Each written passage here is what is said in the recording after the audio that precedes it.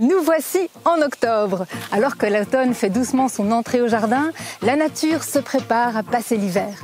Les feuillages se colorent, certains animaux font leur dernière récolte avant le grand froid, tandis que d'autres se préparent à plonger dans un profond sommeil. Peut-être devrions-nous nous inspirer davantage de toute cette nature automnale pour mieux nous préparer à passer l'hiver. Entrez, c'est ouvert!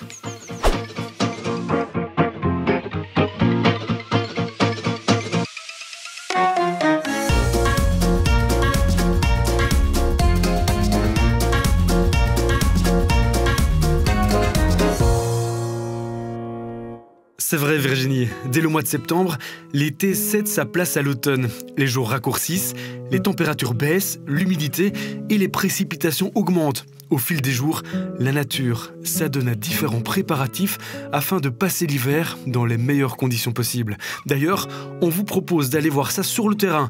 Comment profiter de ce changement, comment le contempler. Virginie, tu nous emmèneras à Thoin dans un magnifique jardin pour parler du hérisson et de la manière de l'accueillir chez nous. François viendra avec une proposition pour embellir nos terrasses avec des balconnières d'automne et puis on vous parlera aussi des petits fruits secs et surtout de leurs vertus. Allez, sans plus attendre, direction Thoin dans un petit coin de paradis conçu par Gérard.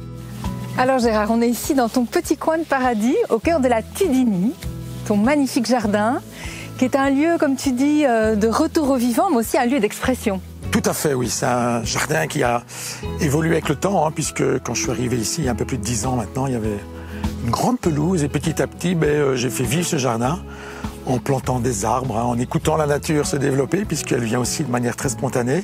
Ce jardin accueille le vivant, comme tu le dis. Alors, il y a plein de petites ambiances, à gauche, à droite, des petits recoins, des petits trésors aussi, des sculptures, oui, tout à fait. Plein de jolies choses. Quel est le rapport que tu entretiens à ce lieu? Il est très important pour toi. Moi, je le dis souvent, c'est la plus belle pièce de ma maison. C'est le jardin la plus grande aussi. Donc, je me l'approprie déjà pour mon bien-être personnel. Et puis, on a un petit collectif d'artistes et d'expression et on aime bien utiliser le jardin pour partager nos apprentissages, notre savoir et que les gens viennent aussi partager ce qu'ils ont comme savoir et apprentissage à travers diverses expressions artistiques. On aime bien la musique et la nature nous permet aussi de s'exprimer avec le vent déjà. On peut travailler avec le vent et on construit des instruments avec la nature. Ce jardin fait partie du réseau nature et ce qui me touche beaucoup, puisque dans Entrée c'est ouvert, on en voit beaucoup des jardins qui font partie de ce réseau, mais à chaque fois c'est des personnalités différentes finalement. Oui, c'est vraiment la magie et le plaisir, je pense, de ce réseau, c'est que on ne rentre pas dans une charte où on est obligé d'eux. Il faut simplement regarder son jardin, accueillir la biodiversité en faisant très peu de choses en fait, puisque on regarde un peu les choses pousser et on intervient de manière un peu sporadique, ponctuelle, et on fait partie d'un réseau.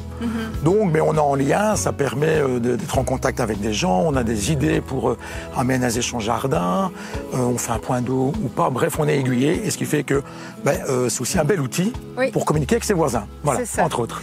Alors dans un jardin comme celui-ci, on découvre plein de petits milieux naturels qui accueillent toutes sortes d'espèces, dont le hérisson. Et on va s'intéresser un peu plus particulièrement au hérisson aujourd'hui avec Vincent Louette qui va nous montrer comment construire un abri pour ces petites bêtes bien sympathiques. Salut Vincent! Bonjour Virginie, ça va? Oui, alors tu as trouvé le petit coin idéal pour installer ton abri à hérisson? Tout à fait, il y a déjà un tas de bois juste à côté. J'ai récupéré un vieux pot de terre cuite d'une plante qui est morte. C'est la base de la maison, ça alors? Oui, c'est la base de la maison, c'est sa niche pour l'hiver. Et tu vas m'aider, en fait, on va couper du bois, incorporer de la paille à l'intérieur et autour pour jouer le rôle d'isolant. Donc là, on met une petite litière dans le fond. Et sur les côtés aussi, au-dessus, en sachant aussi que tu peux utiliser de la tonte de pelouse, recouvrir l'entièreté du gîte à hérisson, de son abri hivernal, et voilà. Qu'est-ce qui fait que ce jardin est propice au hérisson, justement? Qu'est-ce qu'il aime dans ce type d'endroit? Ici, chez Gérard, on voit la diversité des habitats, des tas de bois, des bosquets, des herbes hautes. Mais il faut savoir aussi que notre ami le hérisson, n'est pas lié uniquement à son jardin. On n'est pas propriétaire d'un hérisson. Il aime se balader, hein? Ouais, c'est un abri, le jardin Gérard, mais il visite aussi les jardins. D'où l'intérêt de laisser des petits interstices dans vos clôtures pour permettre à la petite bête de se déplacer d'un terrain à l'autre. Ben oui. Ensuite, Vincent, on va recouvrir. Oui, alors on peut encore ajouter de la matière. Hein. Je dis vraiment, Oui, ici, on fait ça très vite. Des branches qu'on va casser, on va empiler. Et je dis, il ne faut pas se fracasser, la nature fait bien les choses. Et d'ailleurs, le meilleur gîte à hérisson est à côté, déjà là. Oui, oui c'est ça.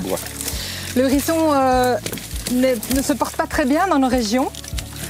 Quelles sont les raisons de son extinction? Il y a les pesticides notamment, les insecticides. Oui, on incrimine aussi souvent les routes, hein, la diminution de ces zones d'habitat, de chasse, de territoire, d'alimentation diminue aussi. Alors que le hérisson est un super allié du jardinier puisqu'il se nourrit de quantités de limaces, escargots, insectes. Donc c'est très intéressant de l'avoir au jardin, hein, Vincent. Tout à fait. Alors il va bientôt entrer en hibernation, ce petit hérisson, puisqu'on est au mois d'octobre. Eh ben oui, en effet. Et donc il va rester dans son gîte durant tout l'hiver, jusqu'au mois d'avril. C'est une responsabilité qu'on a de lui fournir un gîte 3 étoiles. Voilà, bah, c'est ce que tu es en train de faire. Hein, oui, bah alors là, je lui fais un petit panneau. Si avec ça il ne vient pas, je ne sais pas ce qu'il lui faut. Bienvenue.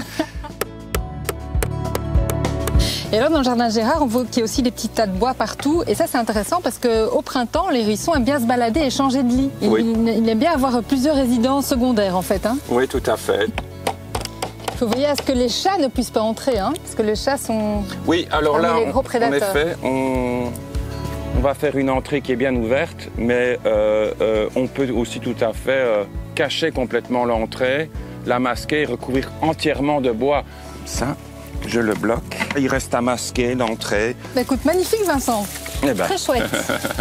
Maintenant croisons les doigts, vu qu'une petite famille vient de s'installer là et passer l'hiver bien à l'abri. Voilà. À la prochaine. À la prochaine. On croise les doigts aussi. On parle de la faune automnale, mais qu'en est-il de la flore? Il y a moyen d'aménager son jardin avec des plantes adaptées, n'est-ce pas François? Donc on arrive maintenant en début de période automnale, donc on observe dans le jardin des changements de couleur. Donc les feuilles changent de couleur, l'environnement est différent et c'est le moment de penser par exemple à réembellir sa façade avec des jardinières d'automne qui vont venir à point pour remplacer les plantes à floraison estivale qui maintenant sont en fin de cycle. Justement, qu'est-ce qu'une balconnière d'automne? Donc voilà, ici une balconnière d'automne, c'est une jardinière que l'on va utiliser avec des plantes automnales. Comme plante automnale, ici j'ai choisi plus spécifiquement des plantes dites de bruyère. Donc pour garnir ici la jardinière, j'ai décidé de prendre des Calluna. Donc ça c'est une bruyère par excellence qui a la particularité de fleurir ici dès le mois d'octobre. Donc elle est déjà en floraison et après la floraison, on va simplement couper les fleurs fanées et laisser la plante dans le pot. On a aussi choisi ici le Gaultheria, donc qui est en fait une vivace, comme la majorité des bruyères, donc elle peut se replanter en pleine terre. Donc le Gaultheria est un petit arbuste, plante couvre-sol, avec des plantes persistantes et aussi avec une caractéristique, ce sont les baies rouges qui vont vraiment apporter de la couleur au niveau de la jardinière. On retrouve aussi le Skimia. Donc le Skimia qui est un petit arbuste ici au départ, qui a des feuilles persistantes, dont on voit aussi le début de la floraison. Donc ici on a un bouton floral qui va seulement arriver en fleurs au tout début du printemps, donc vers le mois de février et mars, on va avoir des fleurs blanches qui vont commencer à se développer. Et par après, ce petit arbuste-là peut aussi s'épanouir en pleine terre et devenir un plus grand arbuste jusqu'à 1 mètre de haut et environ 80 cm de large. Ah chouette, on va pouvoir les remettre en pleine terre au printemps. Rien n'est perdu. Par contre, on imagine que le substrat, le terreau de cette balconnière a son importance. Voilà, donc l'important c'est de respecter un pH qui doit être suffisamment acide. Donc le pH suffisamment acide, il est obtenu avec un terreau que l'on dit un terreau de bruyère et pour toutes les plantes acidophiles. Ce terreau-là sera aussi, comme tous les autres terreaux de qualité, suffisamment aéré, avec une bonne capacité à prendre l'eau et aussi à restituer l'eau au fur et à mesure de la croissance et de la tenue de la jardinière. Il est également donc enrichi en engrais organiques. On imagine qu'il faudra aussi favoriser le drainage de ces balconnières avec l'arrivée de l'hiver. Voilà, donc on conseille toujours de mettre dans le fond de la jardinière des billes d'argile qui vont permettre de mieux gérer l'eau. Donc l'eau excédentaire comme ça va rester dans le fond du pot et ne pas être en contact avec les racines. Et les billes d'argile vont aussi permettre une certaine réhydratation du terreau lorsque le terreau s'assèche. Et bien voilà, de quoi décorer sa terrasse. Merci François. Alors en automne, les fruits secs, je le disais tout à l'heure, sont les rois de nos jardins. Tels des caméléons, les noix, amandes ou encore noisettes ont la bienheureuse qualité de se cuisiner aussi bien au sucré qu'au salé. Mais quelles sont leurs vertus exactement, Virginie ? En octobre, le roi du verger, c'est le noyer. Eh bien oui, c'est le moment où il nous donne ces délicieuses noix. Alors ce noyer, il est originaire d'Asie, du Moyen-Orient, mais il a été importé chez nous notamment sous l'Empire romain. Les Romains étaient très friands de ces fruits oléagineux et de son bois tendre, qui est d'ailleurs encore aujourd'hui utilisé en ébénisterie. On reconnaît le noyer notamment à ses feuilles, composées de plusieurs folioles, ce qu'on appelle la foliole terminale, est souvent plus grande que les autres. Un autre signe de reconnaissance du noyer, c'est son écorce, qui est grise et qui a tendance à se crevasser avec le temps. Alors la noix, elle est produite par les fleurs femelles de l'arbre. Et cette noix, elle est bien protégée, puisqu'elle est enveloppée par ce qu'on appelle le brou, donc cette espèce d'enveloppe qui renferme cette écorce dans laquelle se trouve le fruit qu'on aime tant. Et ce qui est intéressant, c'est que ce brou, avec le temps, il a tendance à noircir. Et quand on dilue cette chair noire dans de l'eau, on obtient un colorant naturel avec lequel on peut notamment teindre les meubles. Dernière petite anecdote sur le noyer, il va aussi sécréter une substance toxique qu'on appelle la juglone, qui va entraver la croissance des autres végétaux, notamment des autres arbres. Si vous pensez un jour planter un noyer dans votre jardin, pensez à lui laisser de la place, parce que c'est un arbre qui va avoir une belle étoffe, qui va laisser peu de place aux autres et qui peut atteindre jusqu'à 20 mètres. Ça vaut le coup d'anticiper tout ça.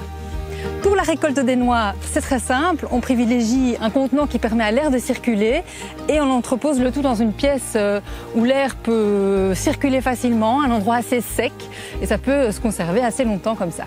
Mais le mois d'octobre est aussi le mois des châtaignes, un autre fruit sec que nous offre la nature en cette saison. Châtaignes qui sont enveloppées dans leur bogue épineuse. Alors ce que j'aime bien me dire aussi, c'est que tous ces fruits sont consommés par quantité d'animaux sauvages. En forêt, les cerfs, les chevreuils vont se nourrir des châtaignes, ils n'ont pas peur de leur piquant. Et puis dans les jardins, l'écureuil, le geais, le pic-et-pêche vont se nourrir des noix. Et je trouve qu'on devrait davantage s'inspirer finalement de tous ces cycles de la nature qui nous offrent ce dont nous avons besoin au bon moment. Et donc en prévision de l'hiver et de tous les petits maux, les petites maladies qu'on a durant ces temps froids, eh bien consommons davantage tous ces bons produits, tous ces bons fruits secs. Et puis prenons aussi exemple sur la nature qui ralentit le rythme, qui se pose, parce qu'on en a bien besoin aussi. Des conseils bien précieux. Ils sont bons pour la santé et délicieux en plus. Même si, n'oublions pas, qu'ils sont très riches en glucides et donc, il faut éviter de les consommer en trop grande quantité. Voilà, c'est déjà la fin d'Entrer c'est ouvert, un numéro inspirant.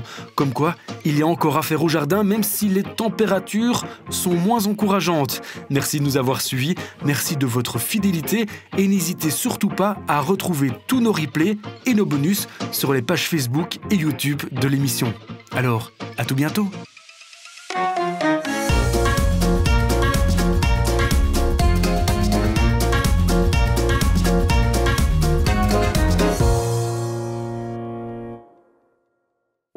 Ce mois-ci, notre partenaire DCM vous propose de remporter du terreau adapté pour les bruyères, soit un mélange avec un taux de pH naturellement bas. Il est idéal pour les plantes acidophiles, telles que les bruyères, mais aussi les azalées ou les rhododendrons. Ce terreau est aussi enrichi en fer pour donner un feuillage vert foncé. Notre second partenaire, l'Esprit Jardin, vous propose lui de remporter un abonnement à son magazine. L'Esprit Jardin est un bimensuel de jardinage diffusé partout sur le territoire francophone de Belgique. Vous y trouverez de nombreux bons plans et conseils jardinage. Pour gagner ces concours, c'est très simple. Répondez à la question suivante.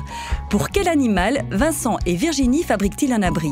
Et envoyez-nous votre réponse par mail à concours@canalzoom.be ou par message privé sur la page Facebook d'Entrer c'est ouvert. Bonne chance!